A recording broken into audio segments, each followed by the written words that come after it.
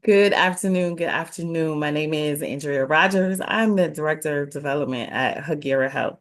The month of July is Minority Mental Health Awareness Month, which is a very important month for us to discuss. So if you haven't heard of it before, hopefully you will learn a little bit about it today. We're going to have a conversation about advocacy and resiliency in minority communities. I have some wonderful colleagues, so I'm so excited to be with me today. So I'm going to go ahead and let them introduce themselves. I'm going to ask Cassandra Phipps to go first, and then we will go ahead around. If you could introduce yourselves, please, ladies. Yes, good afternoon. Good afternoon, everyone. I am so excited to be here for this wonderful occasion to do this town hall. Shout out to Andrea Rodgers for rallying us all together to talk about such an important topic of minority mental health. My name is Cassandra Phipps, and I am the Director of Children's Initiatives with Detroit Wayne Integrated Health Network. And so I'm excited to be with you all. And I'll pass it back to you, Andrea, unless is there anything else that you want me to mention with the introduction? Not as of yet. Thank you so much, Cassandra. All righty. Angela, if you could go next, and then Tracee.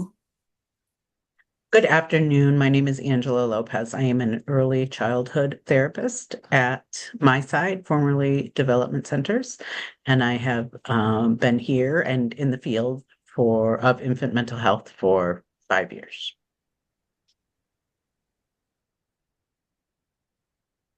You can go ahead, Tracee. Good afternoon, everyone. My name is Tracee Jackson. I am the director of our Access and Intake Department over at MiSide, and I'm very excited to be here and to start this conversation. For being so. Thank you, ladies. And again, to everyone who is just having a chance to join us, thank you for our conversation, empowering voices, advocacy, and resiliency in minority mental health communities. Again, July is Minority Mental Health Awareness Month, which was started in 2008 by B.B. Moore Campbell. You might know her as an author. She's a great author of books, but she also had a daughter who had mental illness, and she realized the stigma that was within the community. And so she started this initiative for Black, Indigenous, and people of color to be able to have these conversations. And so we are going to jump right in with our first discussion point and talking about advocacy and the importance of minority mental health. Why have these discussions? I say that asking not because I don't know the importance, but I would love to hear from these ladies. Why have a Minority Mental Health Month? Why is it important for minorities to advocate for mental health? What are some things that you have seen, whether in your professional experience or your lived experience?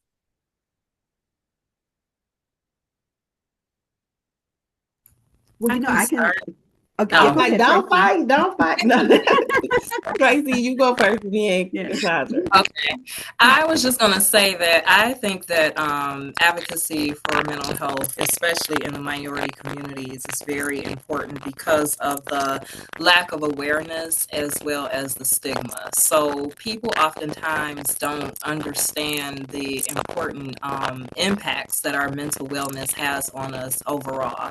So people might think that, okay, I go to the doctor annually, I go to the dentist every 6 months, I'm good. But again, they're not necessarily honing in on their mental wellness. And I think people don't understand that in order to care for your mental wellness, you don't have to have a mental health diagnosis. Okay. So when you think about our mental health and just our wellness, we think about the way that we are able to just adapt to daily things that goes on around us. And so when people have that lack of awareness, they don't know. And so I think it's especially important for groups like this and then other professionals to advocate for people that have no idea that they can go and see someone when they're not feeling so well mentally, or it's okay to do those type of things. And if you don't have people advocating for those that don't have a voice, then they kind of like stay stuck where they are. Well, thank you so much, Tracee. Tracee, I'm going to ask if possible, there was a little bit of static on the line. If you want to disconnect and come right back and see if it fixes it. And then Cassandra, let's test you out. How you sounding over there? All right. Am I okay? You're good. Thank you. Awesome. Awesome. Yes, I definitely enjoyed Tracee's response to that. When I think about advocacy, I'm even looking at the definition of advocacy. It's about the act of pleading for, supporting, and recommending. And especially the part where it's talking about pleading for, and I'm like, yes, that's what we're doing. We're pleading for minority mental health and bringing the awareness because in our communities, there's so many people of minority that are just not aware of what mental health is, or even aware of what they're experiencing when it comes to their emotions, their feelings, their behavior, what's going on within themselves that we can't see. I love to use the iceberg model where we only see what's on top of the surface, but we don't really see what's going beneath the surface. And so a lot of people are struggling with some of the experiences they've been through, traumas, or things that they've seen come through their family, their generationally, but not really knowing how to put a name to it or knowing what it is. And so knowing that it could possibly be depression, knowing that it could possibly be anxiety or even substance use. And so I feel like in our minority communities, we're so used to covering things up, sweeping things under the rug. And so being able to advocate and put being able to bring it to the forefront so that we can have discussions, and to let people know that help is available, I think is very big important. And I'm glad that we have July to have that space to be able to do that. And I'm going to leave you with this, that one of my favorite TV shows is A Different World. And there was an episode with Whoopi Goldberg, and she was telling the students that was on college campus that you have a voice in this world and you deserve to be heard. And that just always stood with me, is that we have a voice in this world and we deserve to be heard. And even is relevant when it comes to minority mental health, that we can speak our voice on the matter. Oh, I like that. You have a voice and it deserves to be heard. Angela, before you go, Tracee, can you just test and let's make sure we can hear you okay? Is this better? Perfect. Okay, good. Okay. Okay, Angela, go ahead, jump right in. Yeah, I wanted to share about, you said either, professional or lived experience. I wanted to share from the lived experience perspective of being one of the only people in a large Mexican American, large as an my extended family, who who sought therapy, sought mental health treatment, talks about it openly. One of the few, and feeling like I'm the one like trying to bring my family along, like come on, and trying to advocate good. The water's in my fine. family for people to get, because there's such a stigma. And I remember my grandma when I first started therapy in my 20s, when I started using the word dysfunctional, because I was a 20-year-old who knew everything and was learning it more. She was so angry when I would say the word dysfunctional. And so I just think within families of color, and I can speak for, my Latino family, that there's a big stigma around that, and needing mental health, sharing your problems with someone outside the family, that I think it's important to advocate in our own world first before we can do that before we, are even doing that professionally. And I think I did that long before I started doing it professionally. Oh, good. You have segued right into, you use the words like stigma and dysfunction. And so our next question is like, how would we say advocacy contributes to like creating change and improving mental health services? So when we think about that, identifying the things that are going on within our family, such as dysfunction, removing the stigma. So who wants to jump in? That's a broad question, so we can kind of narrow it down. But how does the advocacy actually contribute to change? What is it that we want to happen? So we want to show people that it's okay. We want people to understand that it's okay to not be okay. And in a lot of minority communities, you're looked at as being like this strong person, and you always have to be that strong person in front of everybody. And so I like to call it like silent suffering. A lot of people experience silent suffering where they go out into the world and they put this mask on every day, and they appear to be this person who is happy, who has it all going on, and don't have any issues and or problems or concerns or what have you. But they may be experiencing internal things that, like you mentioned earlier, they don't know what that means. They don't know what these emotions are. They don't know how to process this stuff. And it's like, okay, but I can't speak about it because I don't know what it is, and I need for people to think that I have it all together. So advocacy really helps in this situation, like I said, to get people comfortable with knowing that it's okay. I tell people, like I mentioned earlier, just like you go to the dentist and get your teeth checked if something ain't feeling right, when you're not feeling right emotionally, it's okay to go and talk to somebody. So the stigma is so significant these days where it has made us feel that it's not okay. And in actuality, it is. So it's very important to continue, having these conversations, having panel discussions such as this one to get the word out there that you're not going to be penalized. People, I don't want nobody to see me going to a place like that. And I'll just use my agency, for example. I don't want anybody to know that I'm going to MiSide. They're going to think, that I'm crazy. So they have these negative connotations associated around getting help, to where it hinders them and blocks them from going to get the help that they need. And then sometimes that just results in a crisis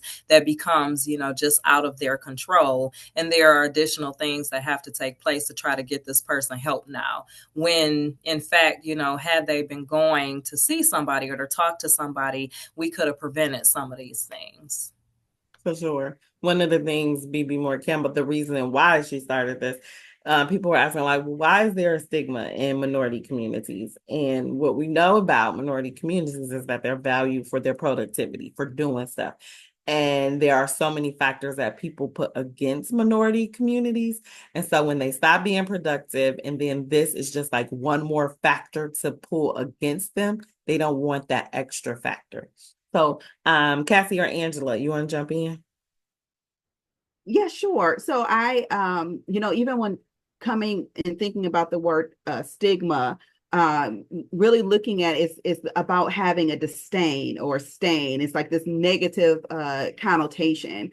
And when I'm, sharing with different groups, whether it's youth or parents or adults about stigma, I like to use the example of, say for instance, you have on this really nice dress and you still spill some Kool-Aid on your dress, and now you have a stain, right? And we think that, oh no, the day is over. I remember it was I was on my way to church, and I spilled the coffee all over my and we were wearing white, and I spilled it all over my white dress, and I'm like, oh no, now the day is ruined. Oh, can I still go? I have a stain, right? But when you think about it, just because we have a stain, or just because there's parts about us that we might need some help with, or it might not be all the way so-called perfect, that's okay, because it doesn't dictate who we are.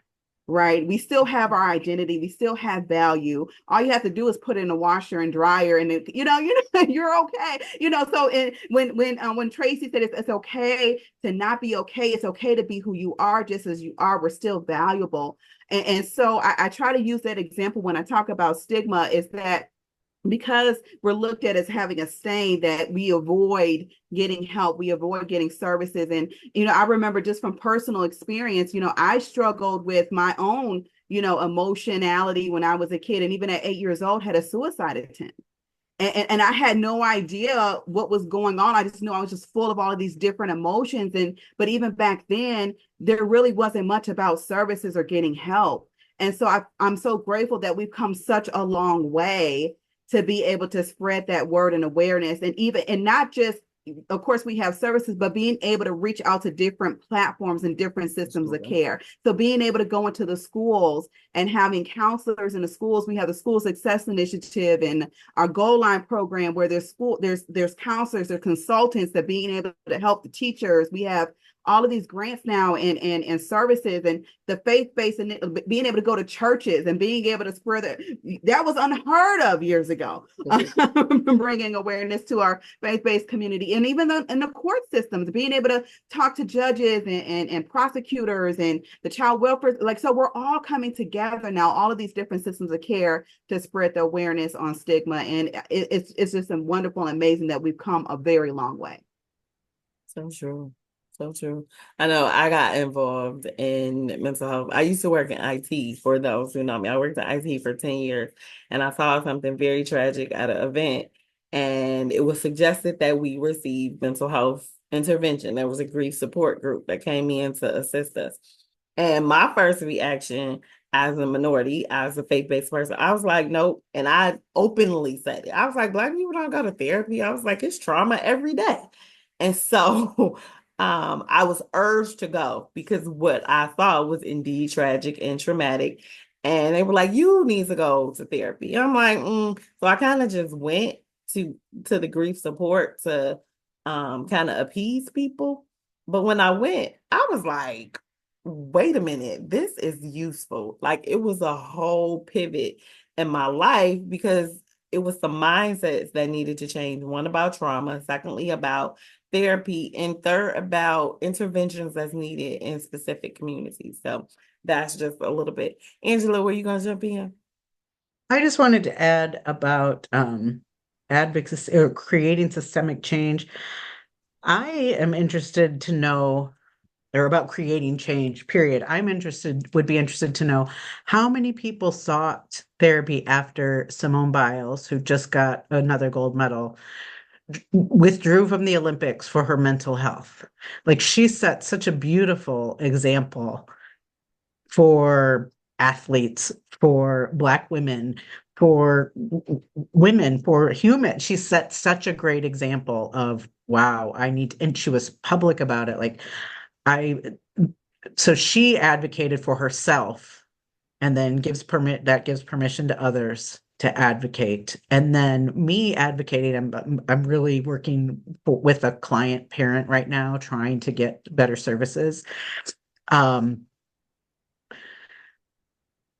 I am saying to her, you deserve this. Your child deserves this. So me trying to help her, and she's doing the work as well, but I'm trying to help her because it's really frustrating and really challenging. Like, that advocacy is, we're creating change one person at a time to, and hopefully she'll share that with someone else, like understanding that she deserves that and seeing that her child deserves it. I'm hoping that carries on. That's such a good example. I wanted to make sure we do hit on Simone Biles. That is one of the things that I've been following, and I see how when celebrities speak out on things, it just gives more voice to it, whether we like it or not. Like Selena Gomez for the younger community, she's really, like, she has her own platform. And I was thinking about when Simone Biles first took her step back, like, people were mad. So, like, I'm using it to talk about stigma. I'm like, this is why people don't speak up. Even now, when you see like her performances, I have to make myself stop reading all the comments because it's people like quitter. I'm like, she had more gold medals than anybody, and they still calling her a quitter because she took a break. And there was a football player, I cannot remember his name, but I don't know if you guys remember. There was a football player who stepped back from football and took a mental health break. And when he came out on the field, he got booed at the football field. I said, now, if he would have did some self-harm or hurt someone else, or, even worse, followed through with a suicide attempt to completion, everybody would have been like, oh, he should have said something. He should have did something.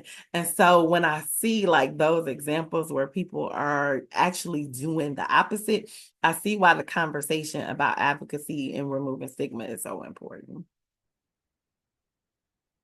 So as we continue to think about like the opportunities for improvement in the community, what are some cultural implications of not going to therapy and maybe going to therapy? Just maybe something you've seen in your own communities from a cultural aspect. Again, me as a faith-based person and African American, it was just like the stigma couldn't get any heavier. It was like first Black people don't talk about it, then you just pray about it. So it was that was my experience. That may not be everyone's experience. So having those conversations. What about you? Oh, somebody just put something in the chat. Charmaine said, I appreciate seeing more faith leaders learning more about mental health advocacy. Charmaine, that was just, we was in the same vein. These leaders have a huge influence on large minority populations. Pastors and ministers have the opportunity to use power in their words from the pulpit each Sunday. And faith-based community is such a natural support that can be used as well. So when it happens the opposite way, it's a detriment. But culturally, what are you all seeing? Hello. I seen you on TV2 News. I think it was Monday or Tuesday you were on there, and I thought I would join. And I'm so glad I did. I just like to speak on the culture with the family. I've experienced mental health crisis with my daughter twice. She just turned 40 this month. The second time she was quite a bit older, and now that she has children, she's done really well. She has 5 kids actually. But the family, like her cousins, her siblings, the family period, aunts, what have you, she's treated very differently. Standoffish. A lot of family members stand off from her, don't communicate with her hardly at all anymore. And now that she has kids, when you have kids, a lot of times people don't want to be around little kids, so they don't invite you to things. And I think that stigma right there, where the family is just sort of feel like they're on the outside looking in, just waiting for another crisis to happen, that stigma is very hard on the person, on their parents, and I think a lot needs to be spoken more about that as well. I think it's done a lot better because this was 2019. I can remember the day of her crisis. I called any organization you can think of, and no one could help her. There was no reason you bring up a really, really good point, LaSalle. And thank you for joining and tuning in to the broadcast. We were talking about like basically from a cultural perspective, and even as LaSalle was just saying as well, being able to speak from a family perspective. Is there someone who wants to kind of jump in to talk about the cultural and the family perspective? Anybody? Angela, you kind of hit on that already. Yeah. Mm-hmm. I'd be happy to continue talking about that. The family perspective of, yes, people can get treated differently, or you don't want to deal with that person, or that person is sometimes a cycle breaker. And the cycle breaker can get shunned in the family because the cycle breaker is the one who stands up and is like, we're not going to do this anymore. Let's just not keep suffering and taking what we're, and just suffering in silence, and just dealing with it and being strong, or praying about it, or just, my grandma lit so many candles, but and she had such a hard life, and that was her faith, and she survived, but I don't know if she ever experienced much joy. Mm-hmm. And I feel like a cycle breaker in that I'm going to experience joy, and I'm going to heal some of these generational things that got, passed down. And I just need to share, because I'm so proud that my mom, who is 80 years old, started therapy at 79. First time ever in therapy. Wow. I'm so proud. And I know that my outspokenness about therapy and healing is one of the factors. Like, I don't take responsibility for it, but I know that was one of the factors, because I try to talk about it to, it's just kind of natural. Like, it just comes out. Like, other people would hear therapy and be like, oh God, what's this person talking about? It's just natural conversation for me, mental health treatment and therapy. And I think that's just so important in a family. And now to have other members of my family who, might be in recovery or something, and I'll bring it up and make sure I ask about it. And again, that is to take away from the stigma. And so I think that's just really important to be able to talk about it and, not have it just be your private struggle. To share what's going on with your family, because then other members of the family can be supportive. It might inspire another family member to get support. I just think it's so important to speak up and to be a cycle breaker in our families. We got some powerful words that are coming out as a cycle breaker. Enjoy. I'm gonna come back to that. I don't know if Cassie or Tracee wanted to jump in on the cultural, but that joy stuck out to me. I was like, we don't experience joy. But okay, who else want to go? Yes, yes, definitely. And I loved your response, Angela. I really, really did. And just to piggyback on that, as we talk about like the cultural and like the family dynamics, and this is just in my experience with working with children, but not just with the child, but the whole family system. Because a lot of times we'll have a youth that the family, the parent is bringing in. It's like, okay, well, my child needs help. They need help. They need to do X, Y, and Z, right? And so we, from a therapy perspective, we call that the identified client, right? Where this is the one that's coming forward that needs all the help. But really, when you peel the onions down, you'll see that it's not just this one child, but it's the whole family system.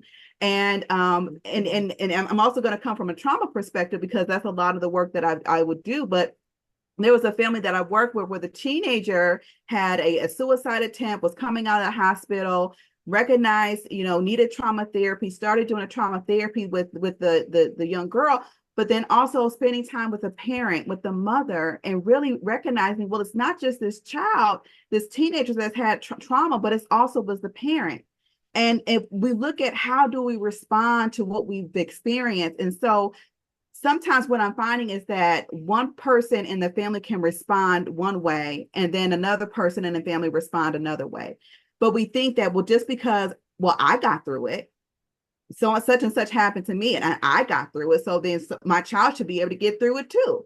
But we all don't respond the same way. And so when we talk about comparison, we talk about different experiences, but we have this expectation that because I went through a one way, that, well, they need to just get through it. They just need to suck it up, get through it, put on your big girl panties, pull up your bootstraps, and just go.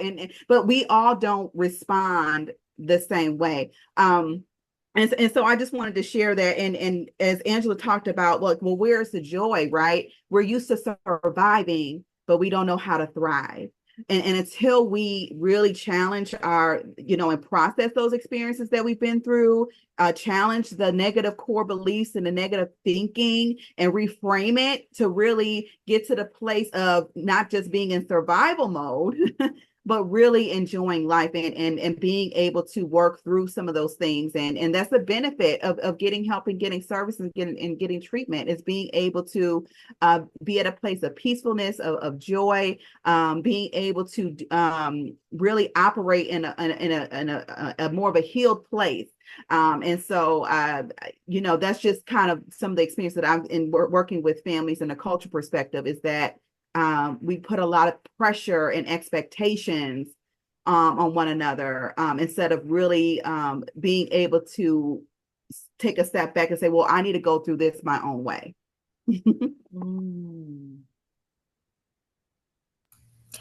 I just wanted to add that I can't say it enough about just lack of awareness and just misinterpretation. So a lot of families, minority families, when they think about therapy, they misinterpret like what a therapist is or what a counselor is. They might judge them and they overanalyze it, and they'll say, well, this person is just somebody who just signed up for a job so they can be in everybody's business, right? And so they automatically go in thinking that this person is judgmental, they have biases, they're not going to, be receptive to their situation. If the person doesn't look like me, they can't possibly understand where I'm coming from.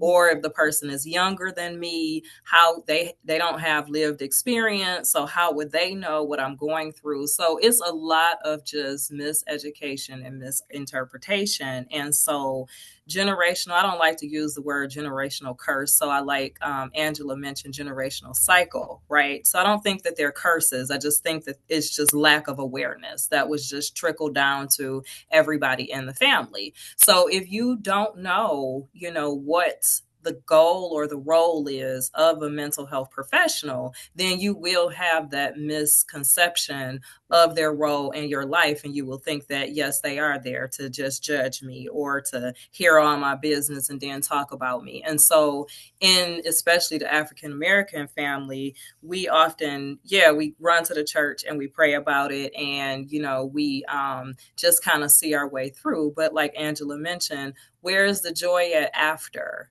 I believe I'm a, Christian, and I do believe that God placed specific people in positions to help and to heal, just as he created doctors and, just other people and teachers to teach, mental health professionals, we're here for a reason. And so, like I said, I can't just say it enough. It's just a lack of awareness. And again, platforms like this helps bring that awareness to what I am and what I am not. And just, personal experience with clients. I've had, people call me like, yeah, I want a strong Black male to work with my grandson because he needs to, X, Y, and Z. And I had to, say like, well, what do you mean a strong Black male? Like, what do you think that a strong Black male is going to do that another male would not do, And I want them to intimidate pretty much. So not using those words, but I want them to intimidate my grandson or my son so that they can kind of like straighten up.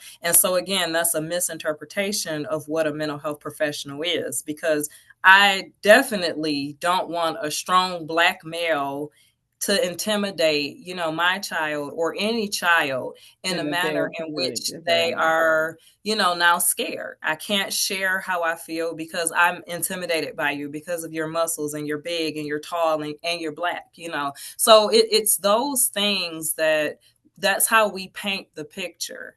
And until we can break that down, in our families and raise that awareness, that is how it will be for a lot of minorities. They will feel the same way and they won't move beyond those things in the way that they, the definitions that they have formulated. So Cassandra mentioned like mindset. Until we can shift our mindset, then we're going to continue to kind of like stay in this stuck position and we won't get the help that is out there.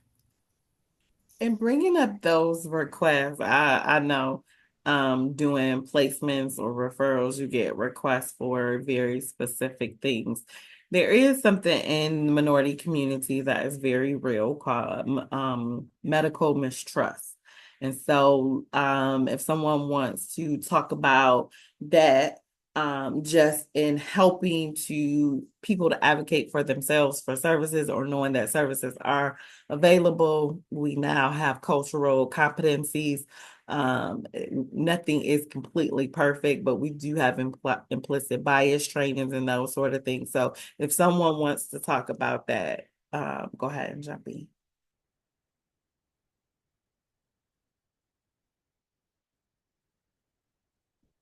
Nobody wants to talk about medical mistrust. I'm sorry, Andrea, can you repeat the question, please? Just about how in communities of color, sometimes communities of color have been mishandled by professionals. So there are levels of medical mistrust. And so helping our communities to advocate for themselves, to recognize that, okay, yes, this is a real thing. This wasn't in your mind, but we still need the help. We still need to seek out professionals. And I think sometimes that's why our communities tended to, we're gonna fix it ourselves, we're gonna keep it in the house. We, if we let somebody in our business, we're gonna get in trouble. Or people have reached out for help and wasn't believed, or just so many different things. And so I think we would be doing a disservice if we just don't talk about that at all. Yeah. No, that's a great question, Andrea. I could talk about that a little bit. So what I've noticed, especially with minority communities, is that it's all based on trust. It's all about trust. And so a lot of people, they're not going to consider help or seek help because they want to work with someone that they can trust. Mm-hmm. And so I know I spend a lot of time just educating. Well, first I spend a lot of time listening to people's concerns, listening to what people have gone through, and I just plant the little seed and plant the little nugget. But there's help, or I kind of look at myself as a connector. Right? I'm a connector. I'm like, okay, well, let me hear what it, because I'm like, okay, let me know about the insurance, what county you live. But at first, I really take the time to listen, so that one, that they know that they are heard, but then also it really boils down to trust. But just like how people will go to someone to get their nails done, they have a nail tech that they go to, they have a hairstylist, they have their favorite restaurant, and so it might take a while to find that person to work with, but it really is worth the effort. It's worth the effort. And so I just spend a lot of my time connecting people. And sometimes when I'm out, we might be at a conference and there's a vendor table, and people stop by, and I talk to them, and here I give them information. I have people that call me a whole year later. Mm-hmm. That says, remember when you spoke about such and such? Well, I'm ready now. I'm ready now. And so that's another thing I'm finding, is that it might take time for people to be at the point of being ready, but at least the seed was planted, and taking the time to listen and let them know that there is someone that is available that you can trust. So that's kind of like what it kind of boils down. But I think that it might take longer. It might not be right away. It might not be expedient. I think as helpers, we want to be able to help and pour, right? But it's still, people will go on their own pace. Mm-hmm. Connection was the word I was thinking of before Cassandra said it, even because, like we see on Facebook, people say, hey, does anyone have a good HVAC person? Does anyone have a good this person? So I want to be that person who connects, like if someone's looking for a doctor who's a woman of color or something, and we get recommendations, and then we connect, and then that person connects someone. And so being that woman of color who's a doctor in the community, and then people sharing like, okay, I really love this doctor, and promoting that, and then they're advocating, for this, they're promoting kind of this doctor in the community, but they're also helping their friend, they're advocating for their friend to go get help, because you can trust this doctor. I trust this doctor. I recommend this doctor. I have clients who they don't want to send their kids to, or client parents who don't want to send their kids to daycare.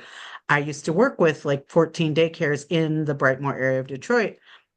And there are some, I appreciate all of them, but there were a few that I was like, if I had a child, I would take my child here. I feel comfortable giving that as a recommendation to these parents, so they know, okay, because of course this is their child. Of course they're going to be, worried about who's taking care of their child. So we need to be promoting and sharing and connecting all the time in the community, so that we can build that trust. So, we shed, or we put a spotlight on these professionals in the community that we trust and are comfortable, recommending and sharing. And I think that's how we can build that community trust. For sure.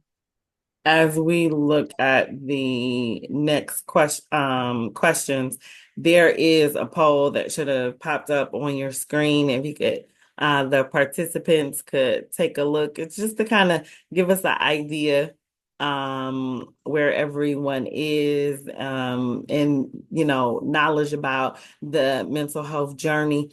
I want to also share a few quotes regarding mental health and minority mental health as a whole. I'm going to put those in the chat so you can take a look at those. One of them states mental health is often missing from the public health debates, even though it's critical to our well-being. So like the conversation that we're having today is, of course, a much needed conversation, and it's missing. This one that is kind of hits the nail on the head for me. For those who have been on the margins, there's a special kind of grace that can arise from the pain. And I think that says a couple things for minorities as a whole, who have been pushed and relegated, to the sidelines or not respected for their experience. One, there is a pain in that needs to be discussed. And there's a special kind of grace that can arise. So when we talk about the advocacy and resiliency of minorities, we're talking about what's possible. And healing takes time, and asking for help is a courageous step. I'm gonna take a liberty this morning. Cassandra Phipps does monthly devotional and a monthly prayer. She was talking about staying strong.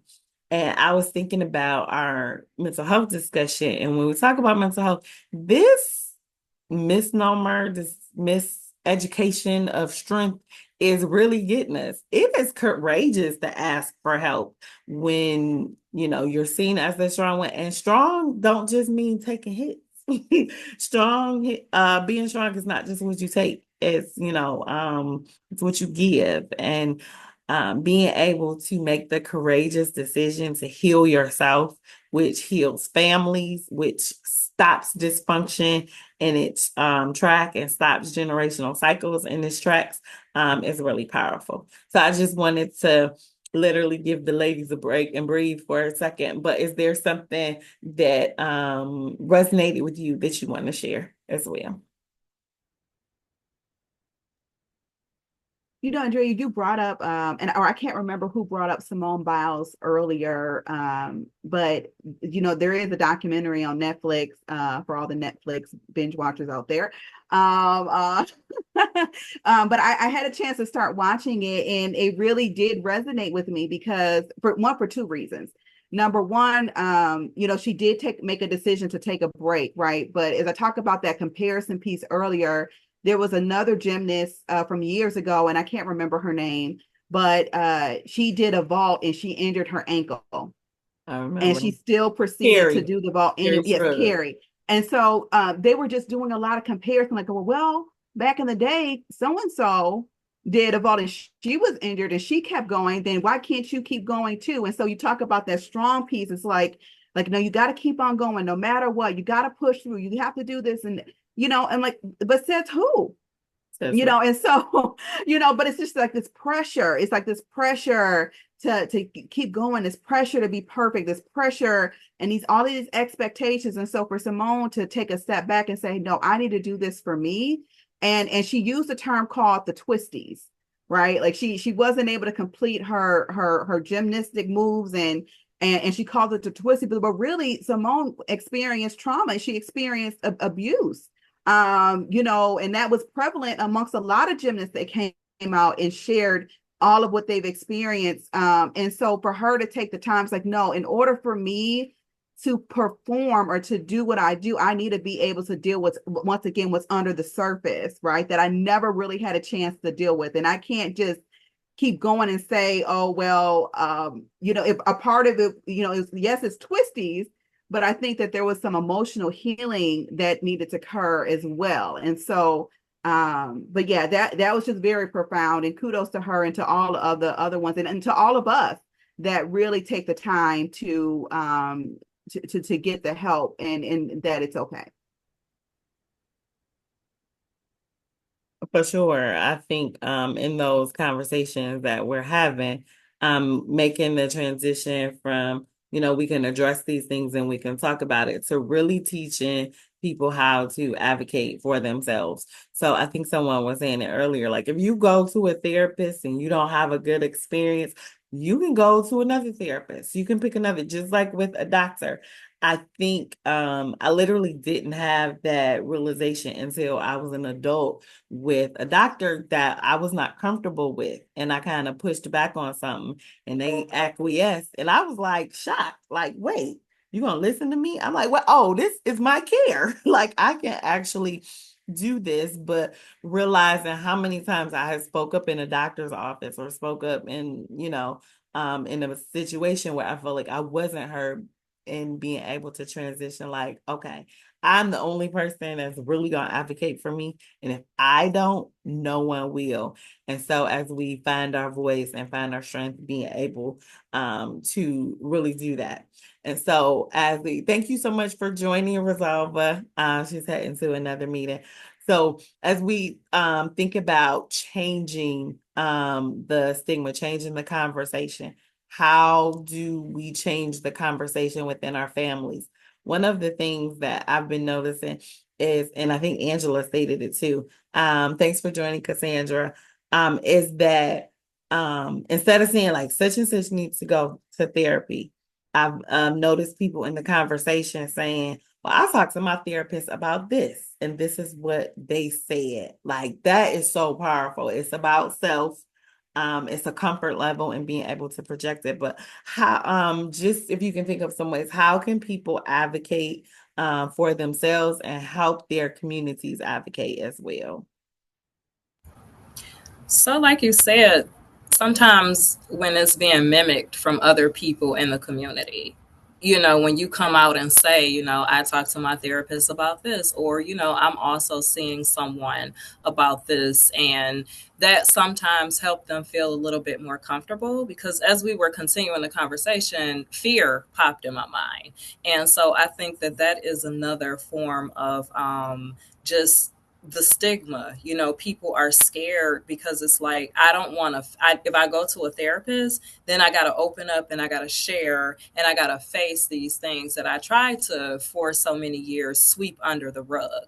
And I'm scared to kind of like do the work. And so when people can understand that you can share as much or as little as you prefer, then I think that that will help them feel better. And then I also think that just the advocacy teaching starts in the home. It can be, reciprocated like at school and churches and just in the community in general. But it starts in the home, like us knowing what, generations before us had to deal with. And some of us said like, therapy wasn't heard of and things were swept under the rug. Now that we know what we know, we can talk to our kids as well as the people on this call. We can talk to our kids and say, hey, this is how you advocate for yourself. When something feels right, you can continue on. But when something don't feel right, you need to be able to speak up. And if you don't feel that you can speak up to that particular provider, let's just say, then, find a trusted person that you can speak up to kind of help you advocate your situation, because everybody does deserve to be treated well and treated with respect and to be, cared for effectively. And Andrea, you mentioned earlier about how people have often been like miscared for in the different, treatments that they have gone through. And that definitely, hinders them for wanting to go and continue on services, whether it's therapy or, just going to the regular doctor or what have you. It'll just place a barrier there and it'll stop them from doing it. But again, if they're a person that is, doesn't know how to advocate for themselves, they don't know what that looks like, then they're not going to do it. But again, if we are kind of working with our kids, maybe if we are in teaching professions, working with our students and sharing, of course, with their families, like, hey, I worked with your kid today on learning how to advocate for themselves, then they might be more likely to do it in situations like these.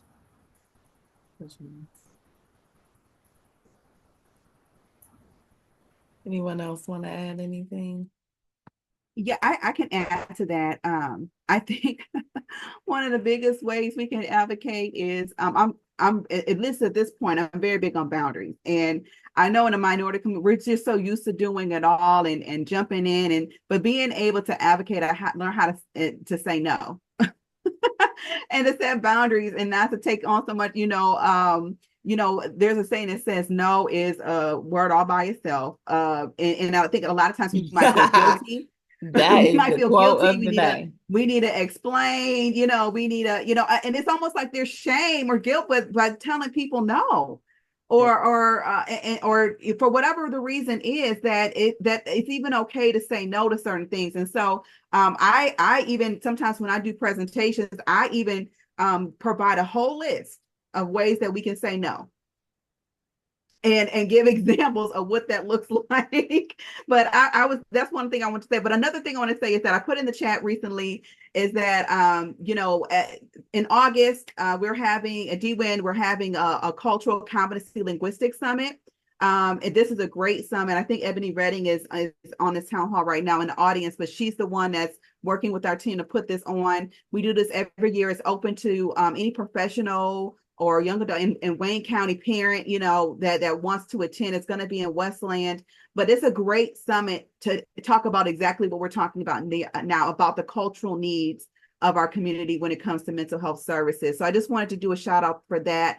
And I think another way we can advocate is really getting our youth involved and starting young. That, we want our youth to be equipped and to be able to be a spokesperson. And one of the things that I love about Wayne County and our perspective is we really do value youth voice and parent voice and the whole family system voice. And so being able to let youth know that they can advocate. We have a Youth United program at GWIN, and they do a lot of events in the community that are free, but they really are working with the age around 14 to 26 years old.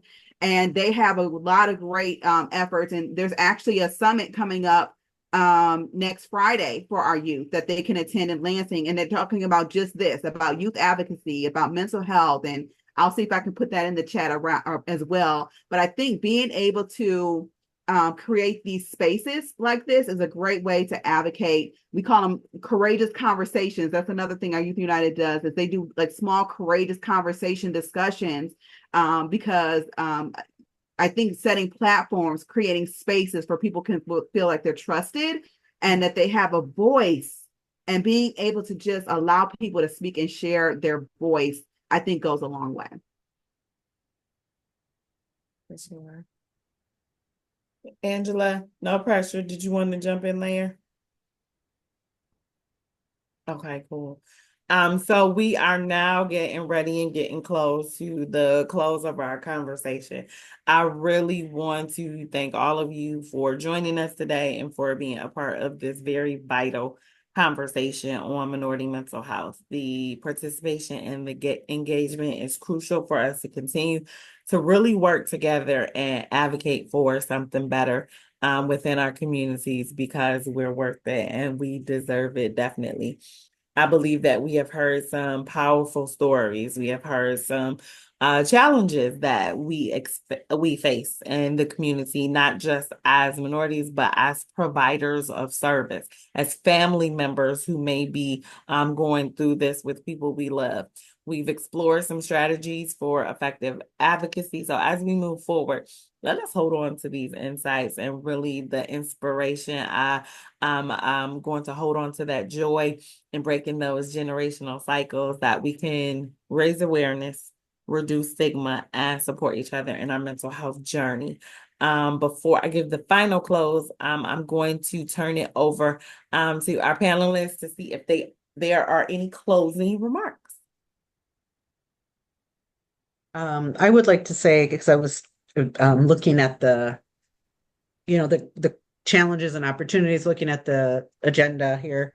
And I think what's really important for organizational advocacy, accountability is what's coming up for me, the word that's coming up for me. Mm-hmm. We need to be honest with ourselves and with others about what's going on in our agencies, and call out if we see something that's not working, that we don't feel is culturally humble or competent, and be willing to stand up for that so that can be changed, and hold ourselves and our colleagues and and even those above us accountable.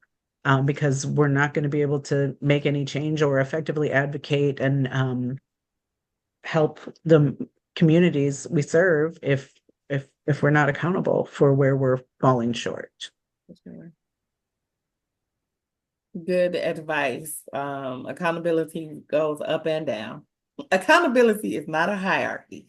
You can quote me. Who else? Cassandra.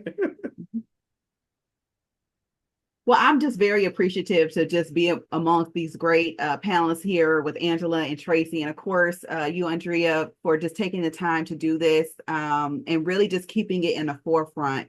I hope that everyone that's going to be that will be watching this in the future, and those that are in this group now, really benefit from this and know that there's hope.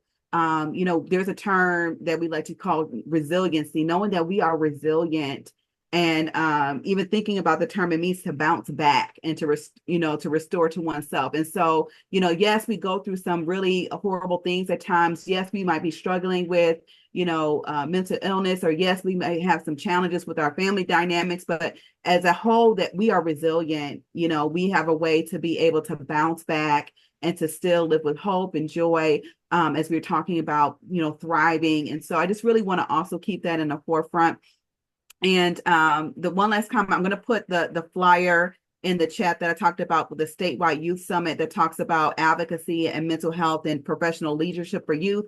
But I also want to note that we have a scholarship. We have a scholarship opportunity for our youth, as well as young as age 14, where you can nominate someone that's really in the forefront of advocating about mental health. And so I'm going to put that in the chat as well, but really trying to build up, I'm trying to think about the word, but really build up, passion to be able to address the mental health needs in our community. And so I thank you all, because I know that we all on this panel is passionate about this topic, and I'm just grateful that we are able to share one with another on this area. Thank you, Cassandra. Tracee. Yes, I'm just grateful to have been able to be a part of this conversation. It's a very much needed conversation, and just wanting people to know that it doesn't end here. This is just the start. And so I hope that everyone has something that they can take away and share with someone who they know might be struggling, or if this has encouraged you yourself in any way to go out and seek assistance. You're not alone. Help is available. Almost every freeway has some kind of sign, Detroit Wayne, or just, other agencies of like how to get help and what those steps are. So I'm just, like I said, happy to have been here to start the conversation. Well, Queens, I would like to say to the panelists individually, to Cassandra from Detroit Wayne Integrated Health Network, I kind of our overarching funder who has a different view of overarching services, to our MiSide participants, our Tracee Jackson and Angela Lopez. Thank you so much for joining us. I think this is a needed conversation. I hope that everyone was able to take a look at some of the resources that was put in the chat. So I'm gonna pause right there. If you need to scroll up or down, if you need to screenshot, there are some therapy resources for different groups. And I'm a big fan of giving people time back. It might not be much, but it's 2 minutes. So thank you once again for all of your dedication and commitment, for everybody joining. We look forward to continuing this important work together. And so please stay connected, stay engaged, take care of yourselves, your mental health, and your well-being. Self-care is a buzzword, but it's needed. So have a wonderful day, everybody. Thank you so much. And thank you for being here. Thank you. Thanks for having me. Thank you.